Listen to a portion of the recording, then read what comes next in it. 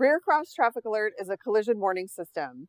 It detects vehicles approaching from the side at the rear of the vehicle while in reverse gear and alerts the driver. Some systems also warn for pedestrians or other objects.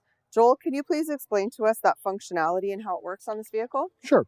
So what we use the blind spot monitors, which are located behind the bumper cover at about this area here. What they do is they send a radar signal out in the blind spot area, which also is coincidentally when you're backing up, the area we're kind of looking for. So imagine we have two big vehicles parked around us. As we're backing up and we can't see another car approaching, this system can do one of two things. It can either alert us with a visual and audio alerts, or it'll actually apply the brakes and stop the vehicle. So, does that system have to be calibrated in the instance of a bumper either being removed or replaced?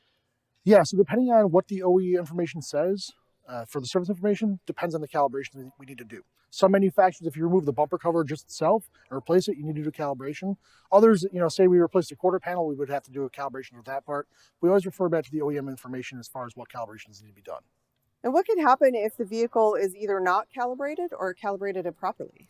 So if the vehicle's not calibrated, what's typically going to happen is the system's going to go offline. So the car will give you alerts on the screen saying, hey, cross-track alert's not working. If the calibration is done improperly, what could happen is this sensor is pointed the wrong way. It could maybe not pick up the vehicle that it's looking for, and so you could actually end up with a collision because it's not detecting what's going on. That's great information. Thank you for explaining all that. Thank you.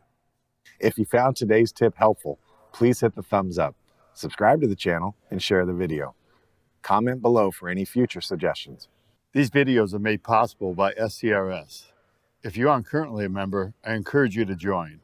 Visit scrs.com or use the link in the description below.